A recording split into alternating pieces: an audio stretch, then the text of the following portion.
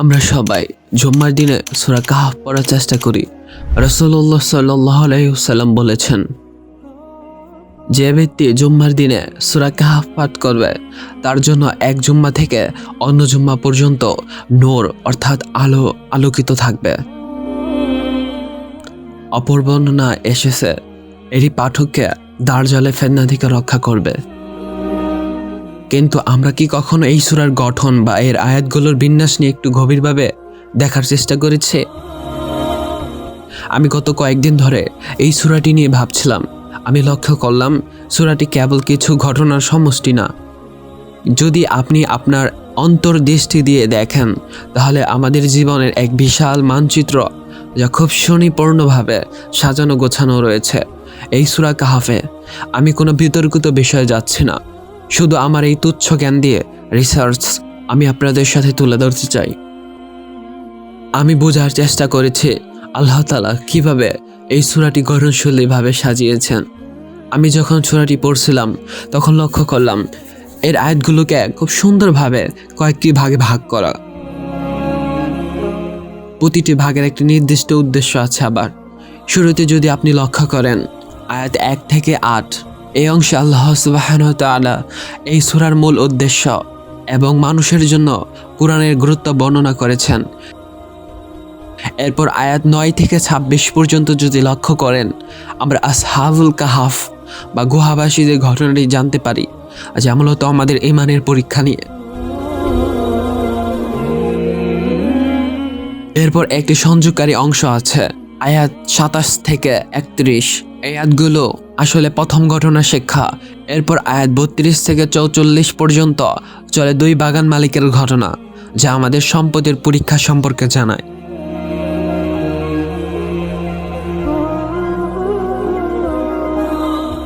আবার আয়াত 45 থেকে 59 পর্যন্ত একটি সংযোগকারী অংশ আছে যা মূলত সম্পদের ঘটনার শিক্ষা এবং পরবর্তী ঘটনার ভূমিকা হিসেবে কাজ করে। যদি লক্ষ্য করেন এরপর আয়াত 60 থেকে 82 পর্যন্ত আমরা হযরত মূসা আলাইহিস সালাম এবং খিজির আলাইহিস সালামের সেই বিখ্যাত ঘটনাটি দেখি।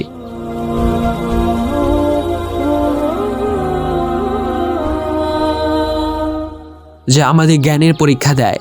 আর অবশেষে আয়াত 83 থেকে 98 পর্যন্ত জুলকারনাইনের ঘটনাটি আমাদের ক্ষমতার পরীক্ষা সম্পর্কে জানায়। আর পুরো সূরার সমাপ্তি ঘটে আয়াত 99 থেকে 110 পর্যন্ত, যেখানে আল্লাহ সুবহানাহু ওয়া তাআলা অসীমতা এবং চূড়ান্ত পরিণতার কথা বলা হয়েছে।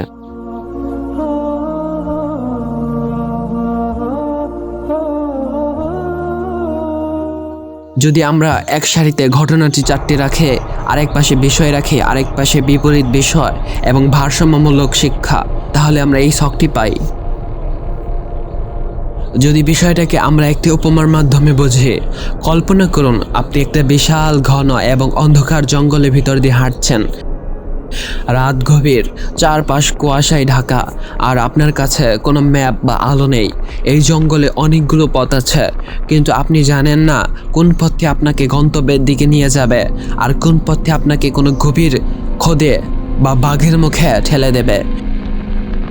এই অবস্থানটি হলো মানুষের জীবনে ফিতনা বা পরীক্ষা।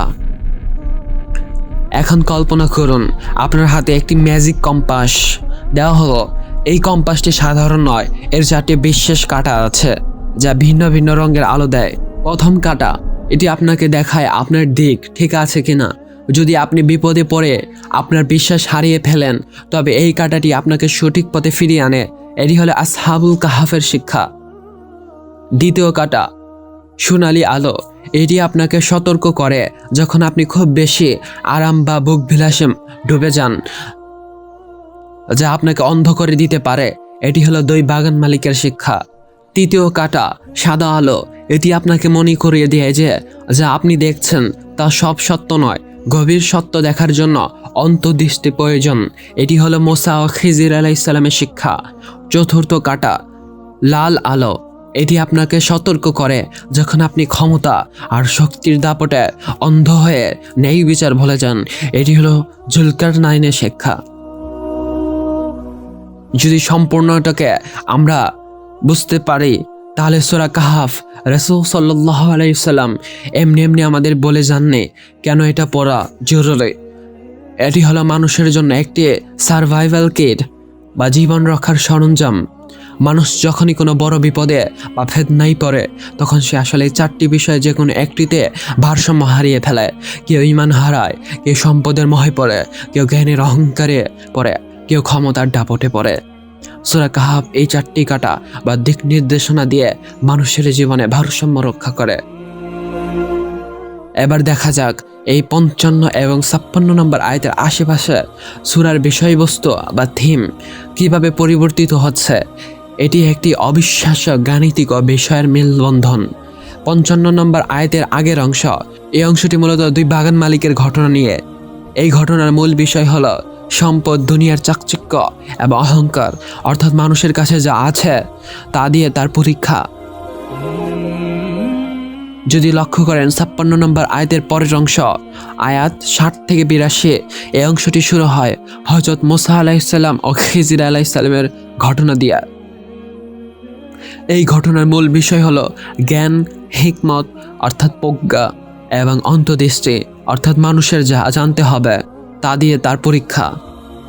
এখানে দেখুন একটি বিস্ময়কর বিষয়, সূরার গাণিতিক কেন্দ্রবিন্দু হলো কি 55 এবং 56 নম্বর আয়াত ঠিক মিডল পয়েন্ট, যেখানে সূরার থিম বা বিষয়বস্তু বদলে যাচ্ছে। কেন্দ্রবিন্দুর ঠিক আগে অর্থাৎ মানুষের বৈহিক ও পার্থিব পরীক্ষার ঘটনা অর্থাৎ সম্পদ, কেন্দ্রবিন্দুর ঠিক পরে মানুষের অভ্যন্তরীণ এবং আত্মাধিক পরীক্ষার ঘটনা অর্থাৎ জ্ঞান। সুবহানাল্লাহ। সূরাটি এমনভাবে সাজানো ভাই যে এর গাণিতিক কেন্দ্র ম্যাথমেটিক্যাল সেন্টার এবং এর বিষয়বস্তুর কেন্দ্র সিমেট্রিক সেন্টার এই বিন্দুতে মিলিত হয়েছে। এটি কেবল কাকতালীয় হতে পারে না, এটি নিখুঁত গাণিতিক নকশা যা সূরার ভারসাম্য রক্ষা করছে। এটি প্রমাণ করে যে এই সূরাটি একজন মানুষের জীবনে পার্থিব অবস্থা থেকে আত্মাধিক অবস্থা দিকে উত্তরণের একটি নিখুঁত ম্যাপ। আপনাকে একটি বিশাল বটগাছ দেখার জন্য আপনাকে গাছটির দিকে তাকাতে হয় না। আপনি যদি একটি ছোট বীজ অর্থাৎ সিড দেখেন, তবে আপনি বুঝতে পারবেন এই বীজটির ভিতরে একটি বিশাল বৃক্ষের পুরো ডিএনএ বা নকশা লুকিয়ে রয়েছে। বীজটি ছোট হলেও তার ভেতরে পুরো গাছটির উচ্চতা, পাতার ধরন এবং ফলের খবর জমা থাকে। কিন্তু আমি যদি আপনাকে বলি সূরা কাহাফের ক্ষেত্রে একটি চমৎকার বিষয় রয়েছে। এই সূরার প্রথম 10টি আয়াত যদি ধরি, একটি ভাষাগত বীজ। পুরো সূরাটি 110টি আয়াত দিয়ে গঠিত হলেও প্রথম 10টি আয়াত যদি আপনি খেয়াল করেন, অর্থাৎ মূল শব্দ, কি ওয়ার্ডস বা মূল ধারণা, কোর কনসেপ্ট লুকিয়ে রয়েছে। পুরো সূরাটিতে 110টি আয়াত রয়েছে। প্রথম 10টিকে যদি আমরা মূল শব্দ ধরি, তাহলে এর ভিতরে কোর কনসেপ্ট আছে যা পুরো সূরার 4টি ঘটনার ডিএনএ বা মূল সারমর্ম বহন করে। চলুন দেখি এই বীজ বা প্রথম 10টি আয়াতের ভিতরে কিভাবে সূরার 4টি ঘটনার সংকেত আছে। সংকেত 1, ঈমানের বীজ। প্রথম কয়েকটি আয়াতেই পথ প্রদর্শক অর্থাৎ হুদা এবং সঠিক পথ এর কথা বলা হয়েছে। এটি সরাসরি আসহাবুল কাহাফের ঈমানের পরীক্ষা ঘটনার মূল সংকেত। সংকেত 2, সম্পদের বীজ। আয়াতের একটি অংশে পৃথিবীর সৌন্দর্য এবং চাকচিক্যের কথা বলা হয়েছে। এটি সরাসরি 2 বাগান মালিকের সম্পদের পরীক্ষা ঘটনার মূল সংকেত। সংকেত 3, জ্ঞানের বীজ। আয়াতে মানুষের অবাধ্যতা এবং সত্যকে অস্বীকার করার মানসিকতার কথা বলা হয়েছে। এটি সরাসরি মুসা ও খিজির আলাইহিস সালামের জ্ঞানের পরীক্ষার ঘটনার মূল সংকেত। সংকেত 4, ক্ষমতার বীজ। আয়াতে সতর্কবাণী বা ভয়ের কথা বলা হয়েছে। এটি সরাসরি জুলকারনাইনের ক্ষমতার পরীক্ষার ঘটনার মূল সংকেত। সূরা কাহাফের প্রথম 10টি আয়াত কেবল একটি ভূমিকা নয়, এটি একটি মাইক্রোজম, অর্থাৎ এই 10টি আয়াতের ভেতরে পুরো সূরার মূল উপজীব্য বিষয়গুলোর একটি গাণিতিক ও ভাষাগত সংকেত এবং কোড দেওয়া আছে। আপনি যদি এই 10টি আয়াতের শব্দগুলোর পুনরাবৃত্তি এবং গুরুত্ব বুঝতে পারেন, তবে আপনি পুরো সূরার রহস্যের চাবিকাঠি পেয়ে যাবেন ইনশাআল্লাহ। এটি প্রমাণ করে যে কোরআনের প্রতিটি শব্দ এবং প্রতিটি আয়াত কোনো কাকতালীয় বিষয় নয়, বরং একটি নিখুঁত নকশা। ধরুন, একটি পাল্লা বা দড়িতে একদিকে যদি একটি ওজন রাখা হয়, তবে ভারসাম্য বজায় রাখতে অন্য পাশে সমপরিমাণ ওজন রাখতে হয়। কোরআনে অনেক সূরার ক্ষেত্রে দেখা গেছে আল্লাহ সুবহানাহু ওয়া তাআলা কিছু শব্দ বা বিষয়কে এমনভাবে সাজিয়েছেন যে একটি বিষয়ের বিপরীতে অন্য একটি বিষয় একটি গাণিতিক পাল্লা, ম্যাথমেটিক্যাল কাউন্টার ওয়েট হিসাবে কাজ করে। সূরা কাহফের মূল লড়াইটি হলো সত্য বনাম মিথ্যা, হুদা প্লাস বাতিল। আপনি যদি সূরার আয়াতগুলো বিশ্লেষণ করেন, তবে দেখবেন এটি কেবল ঘটনার মাধ্যমে সত্য মিথ্যার লড়াইয়ে দেখাচ্ছে না, বরং শব্দের মাধ্যমে একটি ভারসাম্য বজায় রয়েছে। চলুন দেখি কিভাবে। একদিকে যদি আমরা ওজন রাখি, সূরা এমন কিছু শব্দ ও ঘটনা আছে যা মানুষকে ভয় এবং সতর্কতা প্রদান করে, যেমন গুহাবাসীদের শত্রু, বাগান মালিকের ধ্বংস। আজ আপনি আয়াত 55, এই শব্দগুলো মানুষের ভেতরে অহংকার ভাঙার জন্য একটি ওজন হিসেবে কাজ করে। ঠিক বিপরীতে সূরায় এমন কিছু শব্দ ও ঘটনা আছে যা মানুষকে আশা এবং পথ প্রদর্শন প্রদান করে, যেমন গুহাবাসীদের সুরক্ষা, মুসা আলাইহিস সালামের খানিক ধৈর্য এবং জুলকারনাইনের ন্যায় বিচার। এই শব্দগুলো মানুষের মনে আশা জাগানোর জন্য অপরদিকে ওজন হিসেবে কাজ করে। যদি সূরায় কেবল ভয় এবং আযাব থাকতো, তবে মানুষ হতাশ হয়ে পড়ত। আর যদি কেবল আশা বা পুরস্কার থাকতো, তবে মানুষ অবাধ্য হয়ে যেত। আল্লাহ সুবহানাহু ওয়া তাআলা এই সূরায় ভয় এবং আশা, এই দুটি শব্দ বিষয়ের মধ্যে একটি গাণিতিক এবং মানসিক ভারসাম্য বজায় রেখেছেন। এই ভারসাম্যটি হলো মানুষের তাকওয়া বা ক্ষুধাভিত্তির মূল ভিত্তি। একজন মুমিন সবসময় এই দুইয়ের মাঝেই থাকে। সে আল্লাহর রহমতের আশায় থাকে, আবার তার আযাবকেও ভয় করে। সূরা কাহফের গাণিতিক এবং ভাষাগত নকশা আমাদের দেখায় জীবন টিকে থাকে ভারসাম্যের উপর। সত্য ও মিথ্যার লড়াইয়ে একজন ভারসাম্য হারিয়ে ফেলে, তখনই সে ফিতনা বা বিপদের শিকার হয়। এবার আসে একটি গুরুত্বপূর্ণ বিশ্লেষণে। কেন বলা হয় সূরা কাহফ দাজ্জালে ফিতনা থেকে বাঁচার একটি সুরক্ষা কবচ? দাজ্জাল যখন আসবে, সে মানুষের জীবনে 4টি প্রধান স্তম্ভ বা ক্ষেত্রকে আক্রমণ করবে।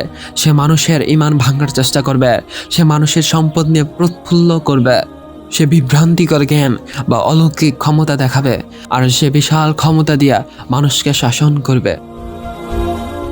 কিন্তু সূরা কাহফের এই 4টি ঘটনা মাঝে 4টি আলাদা শিক্ষা বা ডিফেন্স মেকানিজম দেখায়।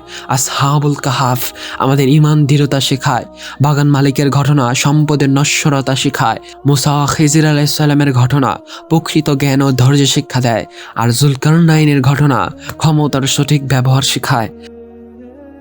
অর্থাৎ এই সূরার শিক্ষাগুলো আমাদের মনের ভিতর একটি রাডার হিসাবে কাজ করে, যা দাজ্জালের প্রতিটি আক্রমণকে শনাক্ত করতে সাহায্য করে।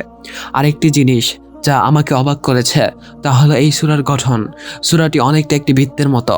এর শুরুটা যেভাবে হয়েছে, শেষটা ঠিক সেভাবেই হয়েছে। শুরুতে আল্লাহ সুবহানাহু ওয়া তাআলা কথা বললেন কোরআনের গুরুত্ব নিয়ে, আর শেষে কথা বললেন সেই কোরআনের বা আল্লাহর বাণীর অসীমতা নিয়ে। আপনি যখন সূরার শেষ আয়াতটি পড়বেন, আপনার মনে হবে আপনি যেন আবার প্রথম আয়াতেই সেই মহান উদ্দেশ্যের কাছে ফিরে আসলেন।